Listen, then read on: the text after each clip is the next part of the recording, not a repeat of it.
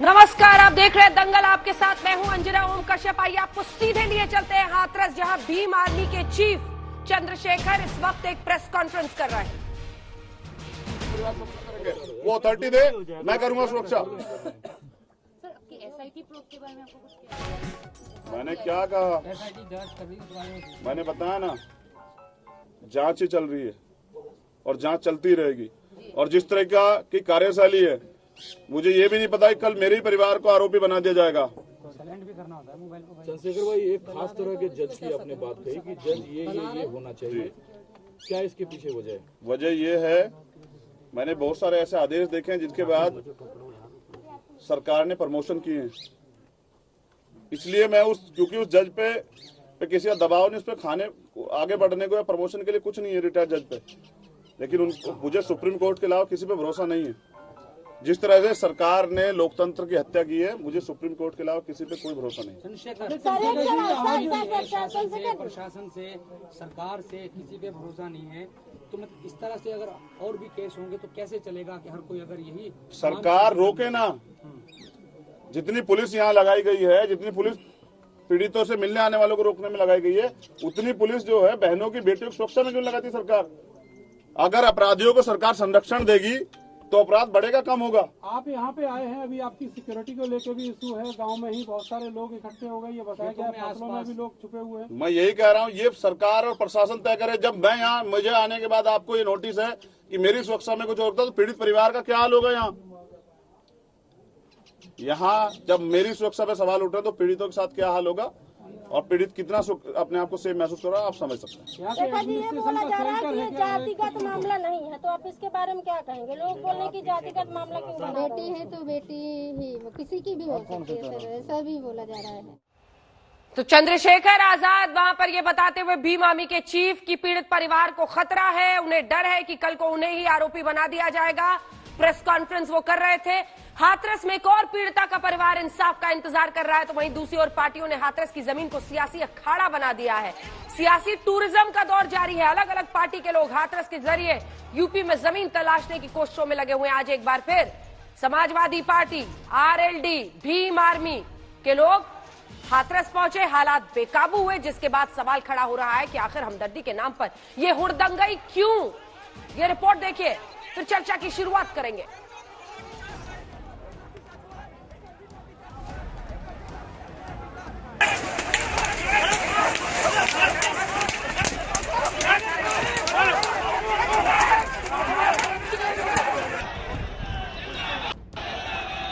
हंगामा करते समाजवादी पार्टी और आरएलडी के कार्यकर्ता,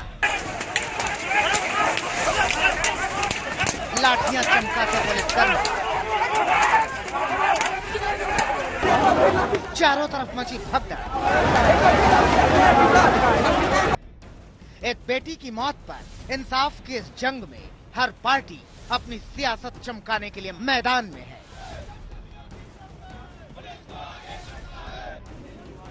नेताओं का हाथरस आने जाने का सिलसिला जारी है। कल कांग्रेस सियासी रोटियां सेकने पहुंची, तो आज समाजवादी पार्टी और आरएलडी के नेताओं ने हमदर्दी की सियासत का खेल खेला। हालांकि अखिलेश यादव नदारत,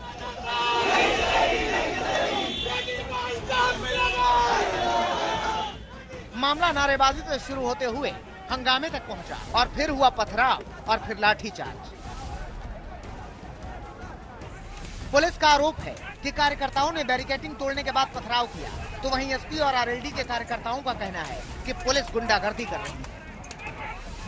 कोई धक्का मुक्की नहीं की है, किसी कार्यकर्ता ने कोई धक्का मुक्की नहीं की, बल्कि शांतिपूर्ण तरीके से बिटिया से मिलने की बात कही, नहीं जाने दिया, और सुनियोजित तरीके से यहाँ से लाठीचार्ज होता है। महिला कांस्टेबल साथ इन लोगों ने बदतमीजी के सीधे सीधे धक्का मारा है। ये जो कह रहे हैं बेटी बचाने जा रहे हैं, ये महिला कांस्टेबल साथ बदतमीजी कर रहे हैं, हुटिंग कर रहे हैं ये लोग।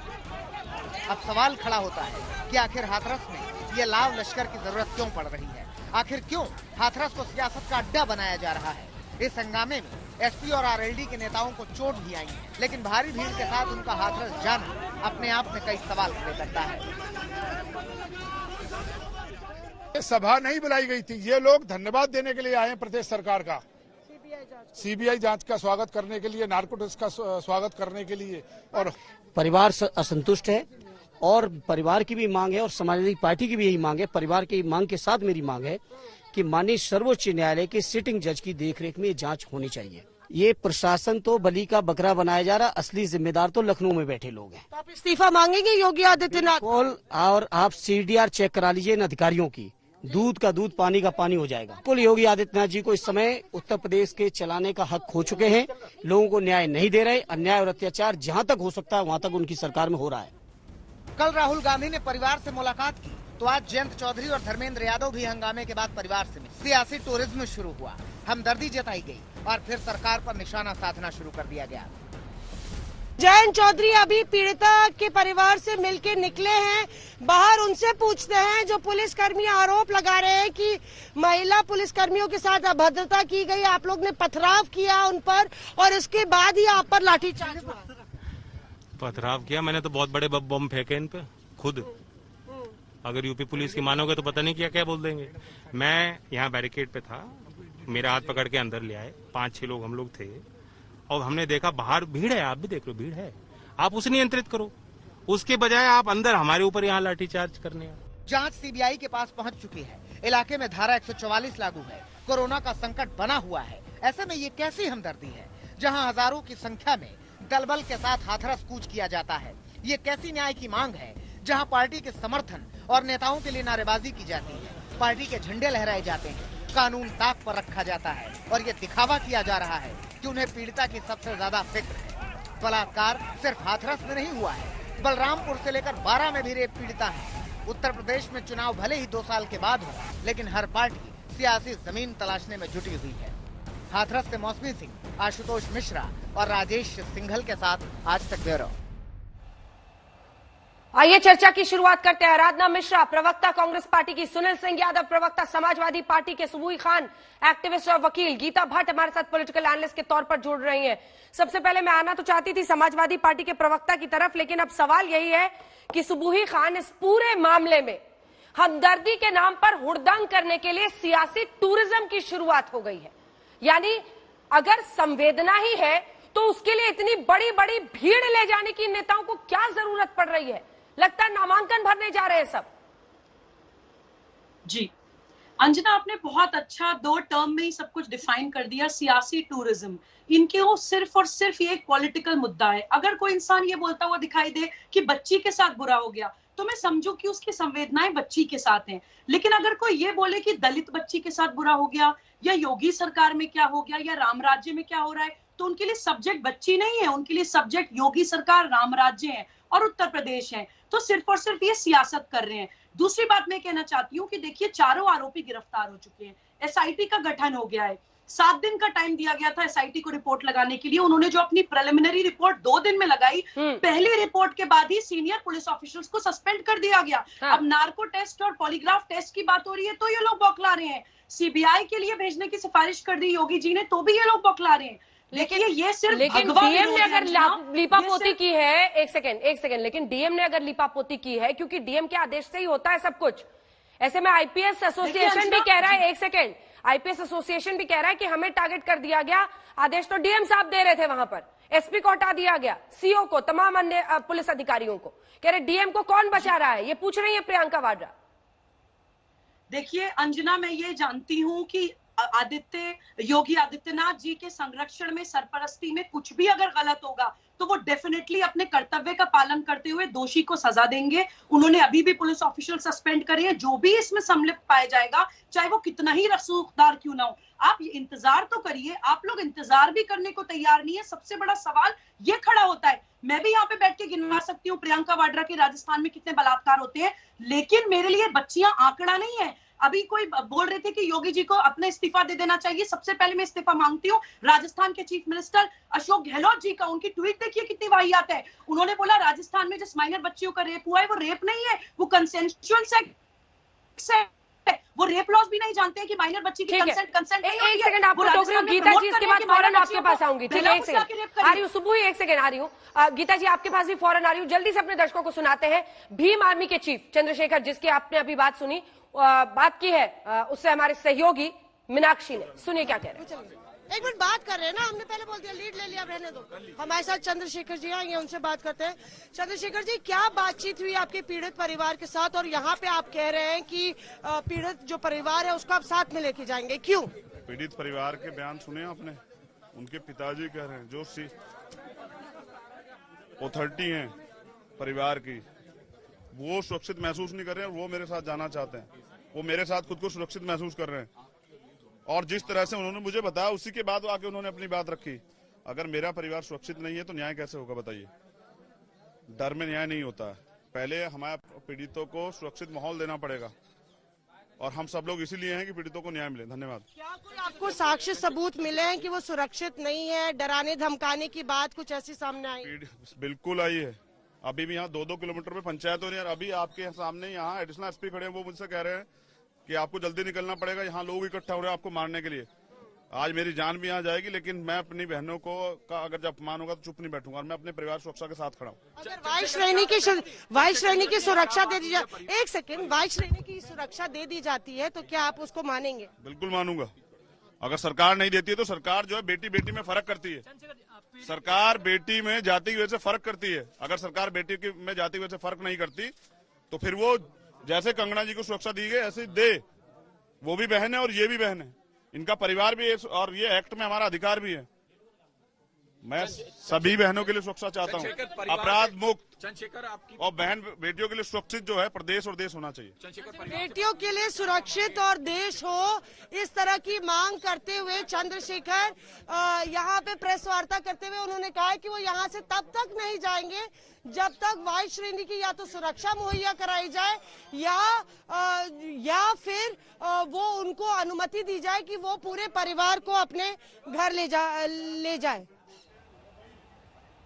ठीक है मीनाक्षी, हमारी सहयोगी मौसमी को आपने सुना, मौसमी वहां पर बात कर रही थी चंद्रशेखर से, जो कि भीम आर्मी के चीफ है। अब हमारे साथ आराधना मिश्रा और सुनील सिंह यादव दोनों जुड़ गए। सुनील सिंह यादव साहब, आपके साथ शुरुआत करते हुए, देखिए संवेदना बहुत ही संवेदनशील चीज है, उसके लिए इतनी बड़ी बड़ी भीड़ ले जाकर वहां हुड़दंग करने की क्या जरूरत पड़ रही है?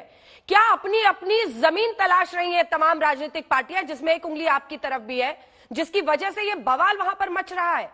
क्या एक नेता, दो नेता, 2-3 लोगों के साथ जाकर नहीं मिल सकते हैं? सुनील जी। अंजना जी, आपने सवाल बहुत अच्छा किया और आपने संवेदना की बात की। अगर इस सरकार में संवेदना होती तो क्या बेटी की इज्जत नहीं बच जाती?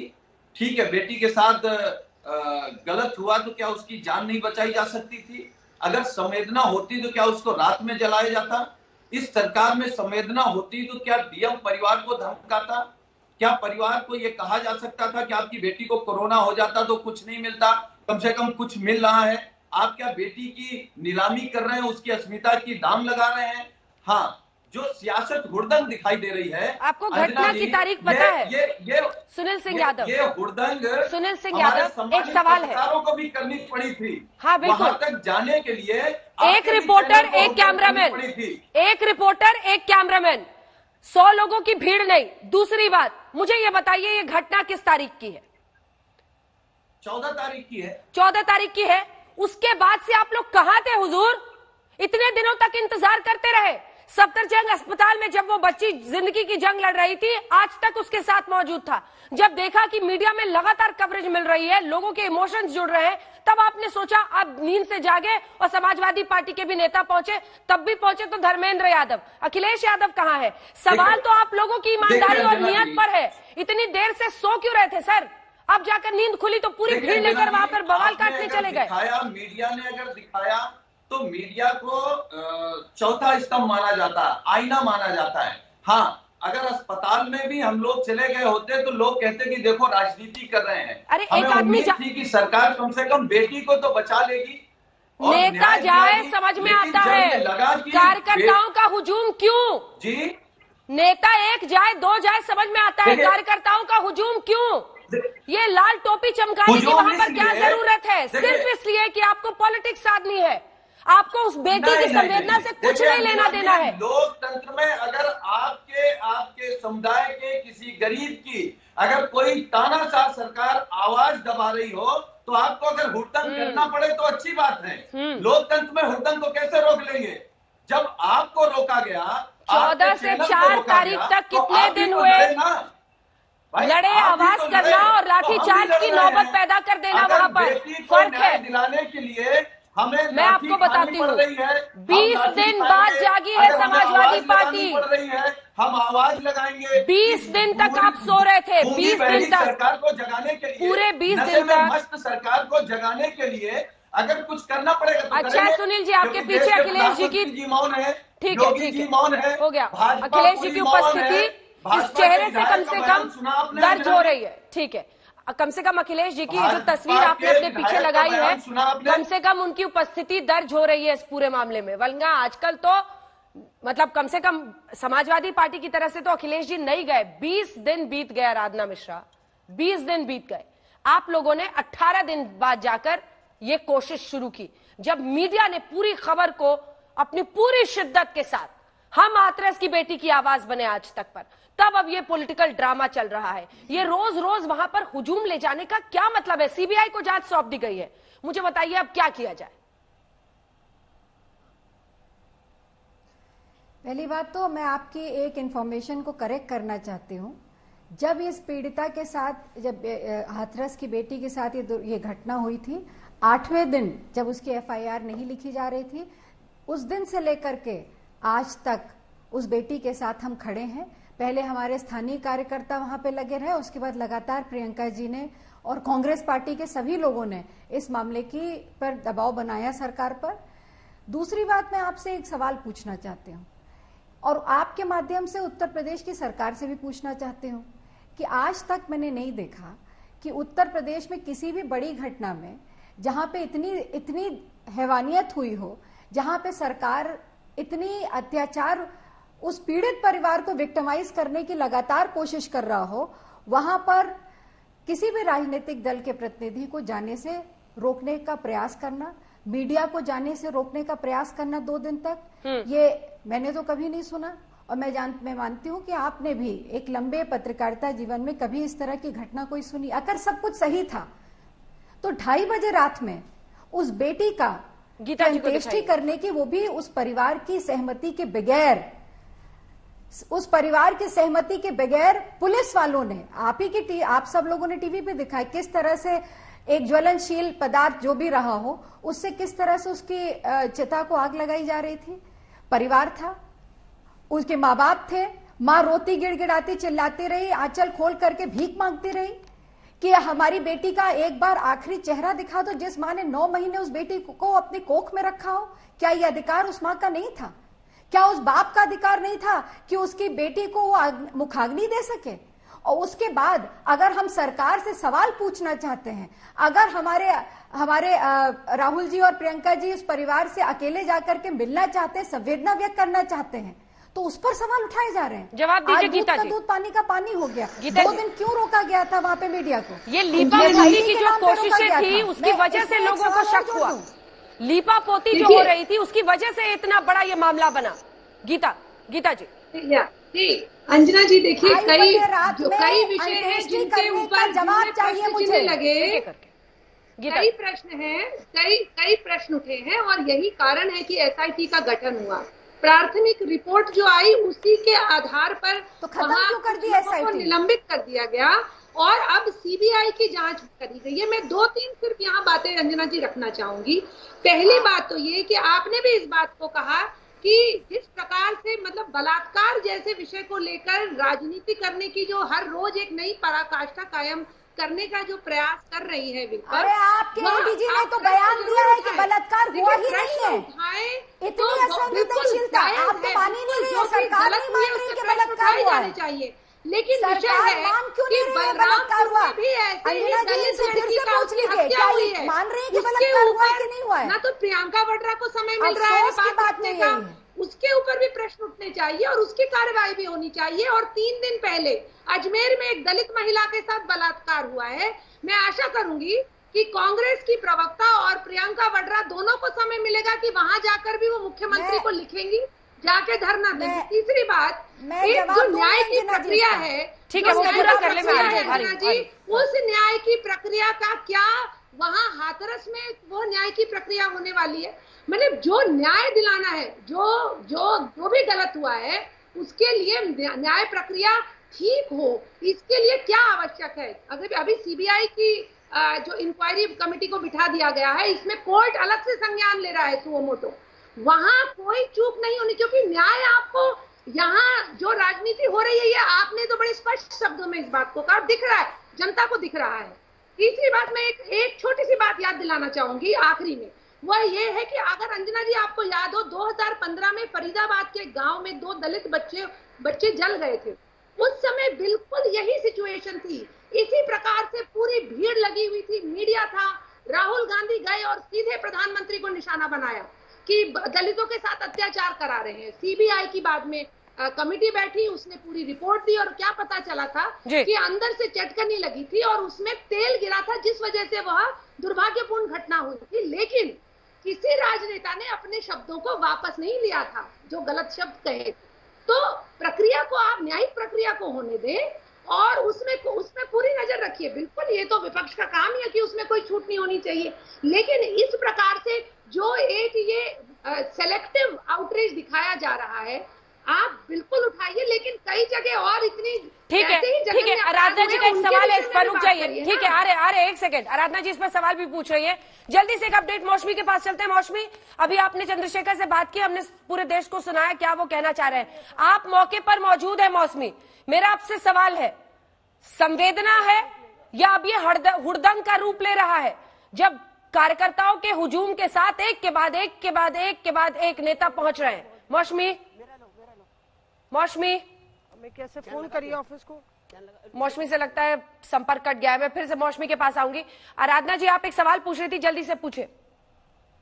आ रही हूँ सुनील जी इसके बाद। आराधना जी जल्दी से। देखिए, इन्होंने एक बात कही कि उस लड़की जहां बलात्कार हुआ, मैं धन्यवाद इनका देना चाहूंगी कि कैमरे पे आपके शो में उन्होंने ये माना कि उस बेटी के साथ बलात्कार हुआ। एडीजी लॉ एंड ऑर्डर ने ऑन कैमरा बकायदा प्रेस कॉन्फ्रेंस करके पेपर दिखा के कहा कि जो रिपोर्ट आई है इसे बलात्कार की पुष्टि नहीं हुई है, जबकि आप भी जानते हैं, आपने उस केस को लंबा कवर किया था। जो दिल्ली की घटना थी, उस घटना के बाद बहुत सारे चेंजेस, रेप के जो डेफिनेशन थी वो चेंज कर दी गई। मैं सिर्फ एक बात का, एक सवाल का जवाब देना चाहती हूँ, किसने रोका है राजस्थान में किसी भी भारतीय जनता पार्टी के नेता को कि वो वहां जाए? वो तो मुख्यमंत्री जी ने उनसे कहा है कि आप आइए, मिलिए आकर के उन परिवारों से। क्यों नहीं संवेदना व्यक्त करने जा रहे? स्मृति ईरानी जी के पास समय था, वो बनारस आ सकती थी, हाथरस की बेटी से वो आकर के उसके परिवार से मिलकर संवेदना नहीं व्यक्त करना चाह रही थी। मैं सिर्फ एक सवाल पूछना चाहती हूँ, 2:30 बजे रात में किस उत्तर देश के इतिहास में कब ऐसा हुआ है कि एक पीड़िता को उसके परिवार के सहमति के बिना जला दिया गया हो और उसके लास्ट राइट्स को भी डिनाई कर दिया हो? ठीक है, सुबोई खान जवाब दीजिए। उत्तर प्रदेश की सरकार दे दे, और अगर नहीं दे पाती है तो इस सरकार को बर्खास्त कर देना चाहिए, इसको नैतिकता के आधार पर। सुबोई खान जी। अंजना, मैं पूरी जिम्मेदारी से आपके चैनल पे ये बोलना चाहती हूँ कि अगर उत्तर प्रदेश पुलिस ने उस बच्ची के परिवार वालों की मर्जी के बिना या उनको दबाव में लेकर या उनको किसी भी तरह का इन्फ्लुएंस करके उनकी मर्जी के खिलाफ उस बच्ची का दाह संस्कार किया है, वो गलत है, वो 100 बार गलत है। लेकिन आप इस चीज को डिनाई नहीं कर सकते कि जब पुलिस वाले सस्पेंड किए जा रहे हैं और जब योगी आदित्यनाथ जी बाकायदा ट्वीट कर रहे हैं कि महिलाओं की सुरक्षा के लिए मैं प्रतिबद्ध हूं, मैं कुछ भी करूंगा, वो एक सनातनी है, उसके ऊपर भरोसा रखिए। जरूर सोच रहे हैं अंजना जी, डीएम के खिलाफ कार्रवाई क्यों नहीं हुई? अंजना जी, मैं किसी ये सवाल उठना है, मुझे मेरी बात परिवार ने इसकी मांग करी है। डीएम की मुझे बात पूरी करनी थी, मैं बीच में नहीं बोली। कर रही है सरकार। अंजना जी, जो जिलाधिकारी जिले का मुखिया है उसके खिलाफ क्यों नहीं अभी तक कार्रवाई हुई? ठीक है, एक सेकंड, सुबुई बोल रही है, ठीक है, लेकिन डीएम को कौन बचा रहा है? सुबुई जी, डीएम को कौन बचा रहा है? मौसमी जुड़ती है तो बताइएगा मुझे, मौसमी जुड़ती है। क्या केवल अंजना जी जिम्मेदारी थी? अंजना जी, पहले मेरी पूरी बात सुन लीजिए। पूरी बात सुन लीजिए, ठीक है? आप लोग कंक्लूजन्स पे जंप क्यों कर रहे हैं कि कोई किसी को बचा रहा है? आप लोग जांच होने का, आप एक निष्पक्ष जांच का या कंक्लूजन का या फैसले का इंतजार क्यों नहीं कर रहे हैं? जांच होगी, पहले आप लोगों की चिल्लम चोट करने से नहीं किसी के खिलाफ कार्रवाई हो जाएगी।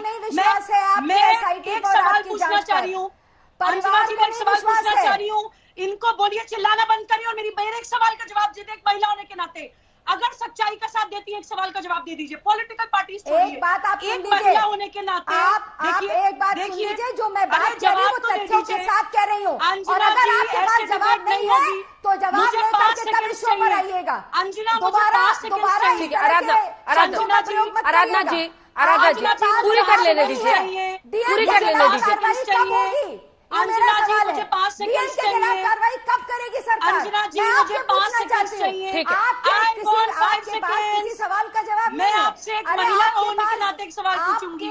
अंजना जी ठीक है, एक बार सुबह की बात सुन लीजिए। आराधना मुझे 5 सेकंड। आराधना जी आपका सवाल मैंने पूछ लिया है, मैं इसमें जवाब करूँ। आपके पास जवाब नहीं है। अंजना जी मुझे 5 सेकंड चाहिए बस। ठीक है, बोलिए जल्दी बोलिए। अंजना जी पॉलिटिकल पार्टी छोड़िए, मैं एक महिला होने के नाते पूरे देश की महिलाओं से सवाल पूछती हूँ कि आप उन मुख्यमंत्री पे भरोसा करेंगे जो ये बोलेंगे कि छेड़खानी करने वालों पे भी पोस्टर लगवाए जाएंगे, या फिर उन मुख्यमंत्री पे भरोसा करेंगे जो बोलेंगे माइनर बच्चियों के साथ बलात्कार करना जेन्युइन है? अगर कंसेंट से बलात्कार कर रहे हैं तो जस्टिफाई कर रहे हैं, ऐसे चीफ मिनिस्टर का साथ देंगे या योगी चीफ मिनिस्टर का साथ देंगे? अरे तुच्छ राजनीति मत करिए यहाँ पे बैठ के, फुटकर राजनीति मत करिए यहाँ पे बैठ के। महिला के लिए आवाज उठाइए, महिला सम्मान के लिए आवाज उठाइए। एक बार ग्राउंड जीरो पर चलते हैं, ग्राउंड जीरो पर चलते हैं, आप दोनों के पास आ रही, सुनील जी आ रही हूँ आपके पास भी। मौसमी कुछ देर पहले भी मैंने सवाल पूछा था, आप लगातार कवर कर रही हैं, चाहे वो कांग्रेस पार्टी का हो, चाहे समाजवादी पार्टी, आरएलडी और अब भीम आर्मी। हमदर्दी है, संवेदना है, या फिर कार्यकर्ताओं के हुजूम के साथ हुड़दंग है? ये हम तस्वीरें दिखा रहे हैं समाजवादी पार्टी के। इतने कार्यकर्ताओं के साथ वहां पर पहुंचने की जरूरत है क्या अगर संवेदना जताना है तो?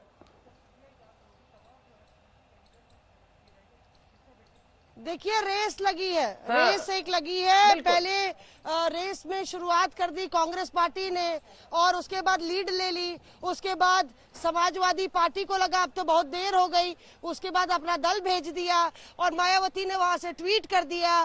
तो जयंत चौधरी ने सोचा कि रालोद की पॉलिटिक्स तो पश्चिमी उत्तर प्रदेश की है तो वो भी यहाँ पे पहुंच जाए, और चंद्रशेखर अभी मिलके गए हैं, उन्होंने तो सीधे कह दिया कि अगर कंगना रनौत को वायु श्रेणी की सुरक्षा मिल सकती है तो हाथरस की बेटी को क्यों नहीं। हाँ ये हकीकत है अंजना, हम ग्राउंड जीरो पर हैं और ये सच है कि यहाँ पे एक तरीके का तनावपूर्ण वातावरण है। लगातार ये जो घर है यही पीड़िता का घर है और इलाके में जो है बाकी समाज के परिवार ज्यादा हैं, ज्यादा संख्या में हैं। दलित परिवार से सिर्फ 3-4 परिवार ही हैं जो यहाँ पे रहते हैं, और ऐसे में पीड़िता के पिता ने भी कहा है कि हमें डर है अपनी सुरक्षा का।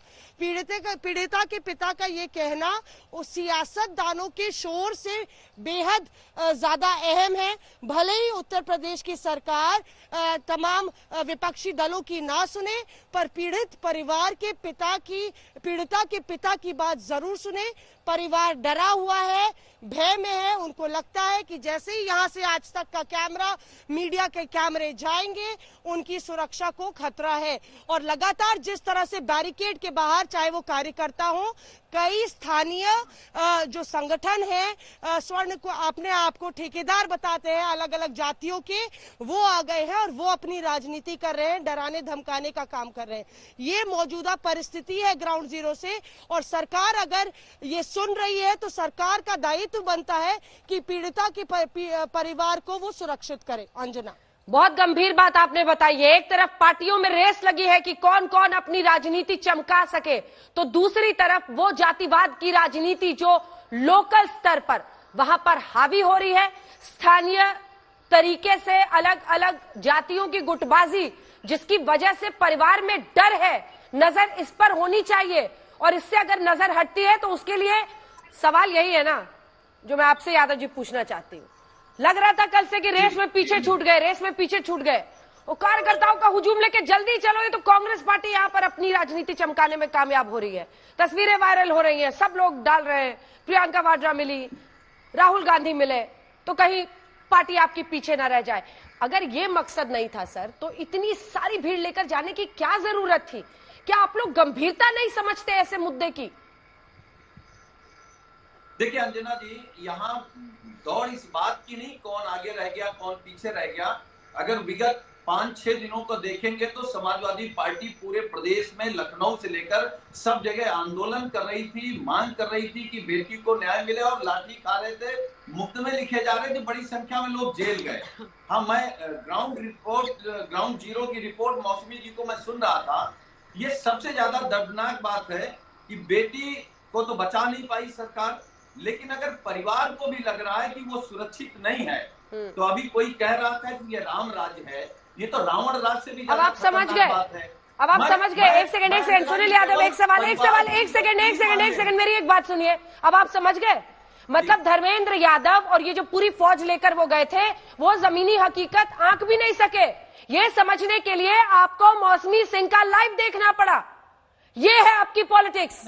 सिर्फ वहां लाठी चार्ज और हंगामा करना आपका मकसद था। बेटी की तकलीफ या उसके परिवार की तकलीफ अगर आपकी प्राथमिकता होती तो ये बात सबसे पहले आप बताते। आज जो मौसमी वहां से बता रही है, हमारी प्राथमिकता ये बात आप वहां से बताते कि स्थानीय तौर पर परिवार पर खतरा है, ये आप लोगों को नहीं दिख रहा। मतलब ये जो टोपी चमकाना था ना आज वहां पहुंचकर, ये आपका मकसद था। आपने खुद ही अपना पर्दाफाश कर दिया। मौसमी सिंह का लाइव सुनने के बाद आपको समझ में आता है कि वहां पे मुश्किल क्या है। मुश्किल जानने आप गए ही नहीं थे। आज तक की रिपोर्ट आप मुश्किल जानने गए ही नहीं थे। नहीं जानते थे, ये बात नहीं है। मौसमी से बात पहले दिन से परिवार कह रहा है कि हम यहाँ सुरक्षित महसूस नहीं कर पा रहे। परिवार की केवल 3 मांगे हैं और सरकार ने एक भी नहीं। लाठी चार्ज करा के क्या हासिल किया सरकार से कि बेटी लाठी चार्ज करके वहां पे हुड़दंग मचाकर क्या हासिल हुआ? मुझे बताइए। पूछा कि डीएम हमें क्यों धमका रहा है, परिवार कह रहा है कि हमें न्यायिक जांच चाहिए। आज भी समाजवादी पार्टी ने कहा कि सीडीआर निकाला है, अभी पता लग जाएगा। अंजना जी, मैं आपको धन्यवाद दे रहा हूं कि आपने कहा कि कौन आया कौन नहीं आया, लेकिन एक बार भी आपने देश के प्रधानमंत्री जी के मौन होने पर आज तक ने टिप्पणी नहीं की। 2017 बड़े-बड़े भाषण दे रहे थे। लाइए अखिलेश यादव को। प्रदेश में मैंने तो 3 बार इंटरव्यू का रिक्वेस्ट कर लिया, क्यों नहीं आ रहे अखिलेश यादव? भारती जी को धन्यवाद दूंगा। अखिलेश यादव कहाँ है? कम से कम एक नेता है जो बेटी का दर्द समझ सकती है, एक नेता है जो ये महसूस कर सकती है कि योगी सरकार उस परिवार के साथ गलत कर रहे हैं। आज आपको मायावती जी की आवाज के पीछे छिपना पड़ रहा है। अरे पूछिए अपने नेता से, अखिलेश यादव जी कहाँ है? की आवाज के पीछे नहीं छिप रहे। अखिलेश यादव कहाँ है? पहले लड़े हैं। मैंने रिक्वेस्ट किया इंटरव्यू के लिए कि आए वो सामने, लेकिन आ ही नहीं रहे। के माध्यम से राजनीति चमकाना चाहते हैं।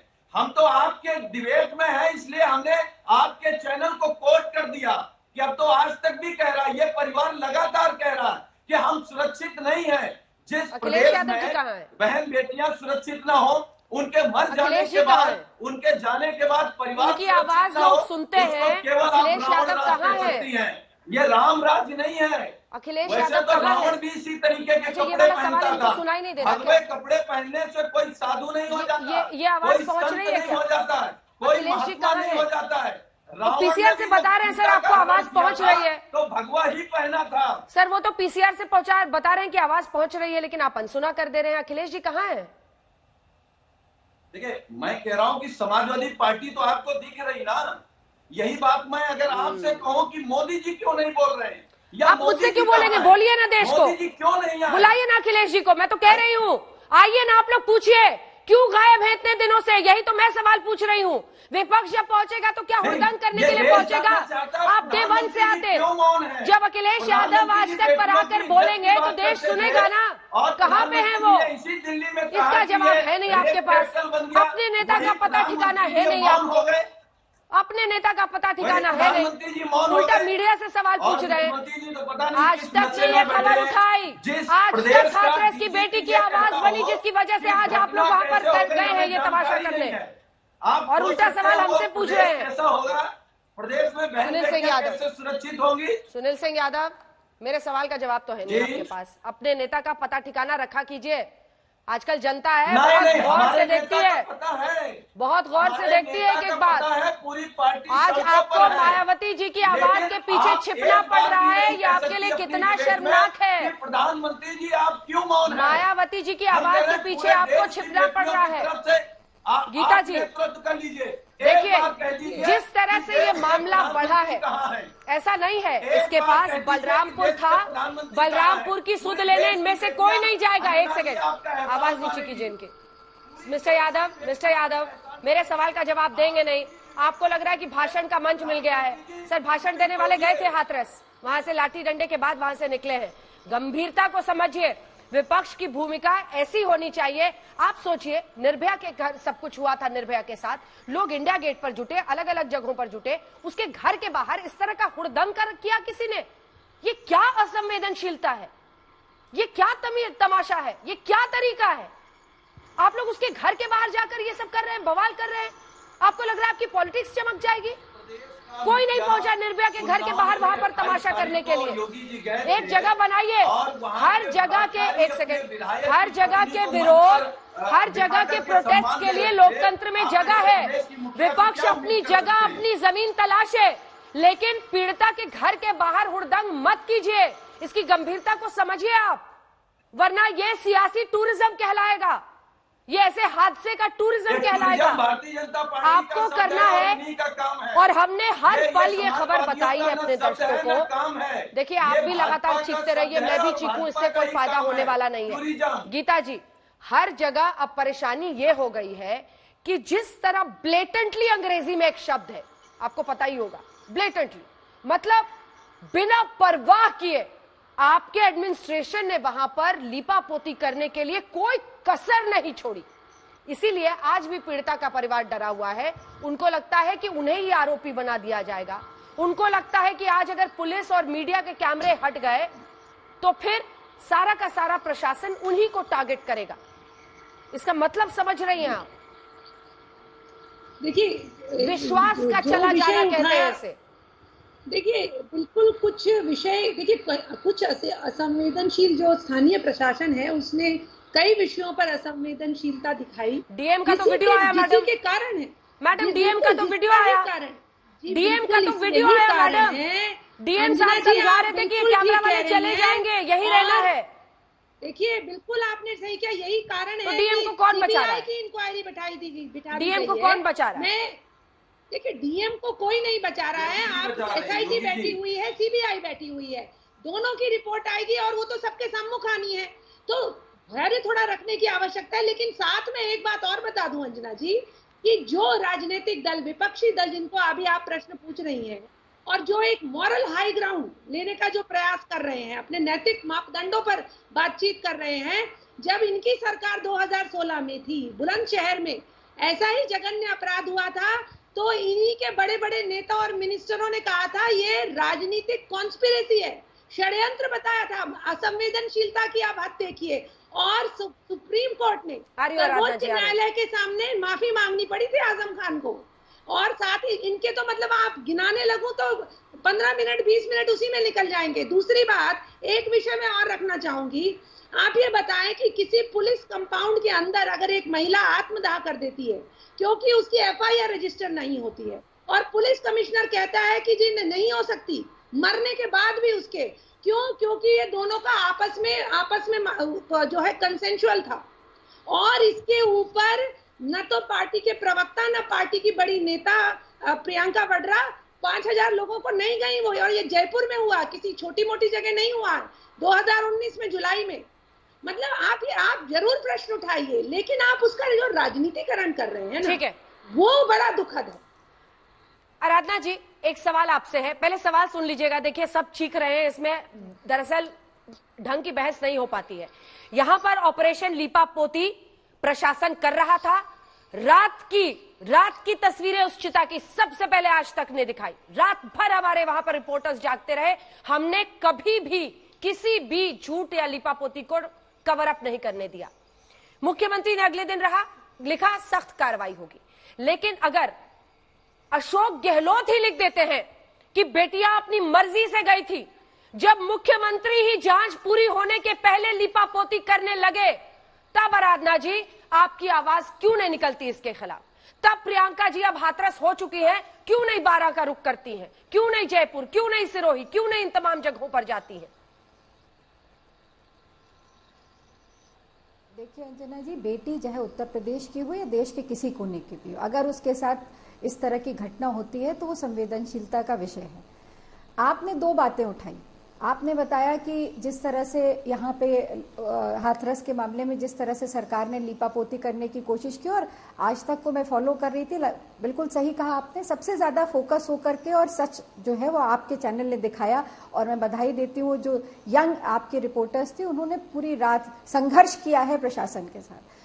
मैं आपसे सिर्फ एक चीज पूछना चाहती हूँ, आप मुझे एक बात बता दीजिए। आपने बड़ी बड़ी चीजें कवर की हैं, कभी ऐसी घटना हुई हो जहां पे एक रेप पीड़िता को जीते जी न्याय न मिल पाया हो, 8वें दिन एफआईआर हुई हो, उसको अच्छा ट्रीटमेंट न मिल पाया हो जिसकी वजह से उसकी मौत हो गई हो, बाप और भाई अस्पताल में खड़े होकर बॉडी मांग रहा हो, उसको बॉडी ना मिले, माँ आंचल फैला करके कहे कि मेरी बेटी को एक बार दहलीज पे ले आओ, मैं पीली हल्दी लगा करके उसको विदा करना चाहती हूँ, पिता को मुखाग्नि देने के लास्ट राइट जो फादर का होता है उससे भी डिनाई कर दिया, भाई को कंधा देने का अधिकार होता उससे भी डिनाई कर दिया, और अति संवेदनहीनता देखिए कि 2:30 बजे रात में पेट्रोल या केरोसिन डाल करके उस बेटी को पुलिस प्रशासन, तभी हम नॉन स्टॉप बने हुए हैं आराधना जी, वर्दी पहने थे वो जला, ये सब हम ही ने आपको बताया, तभी हम नॉन स्टॉप बने हुए हैं। लेकिन आपने फिर अशोक गहलोत पर मेरे सवाल का जवाब नहीं दिया।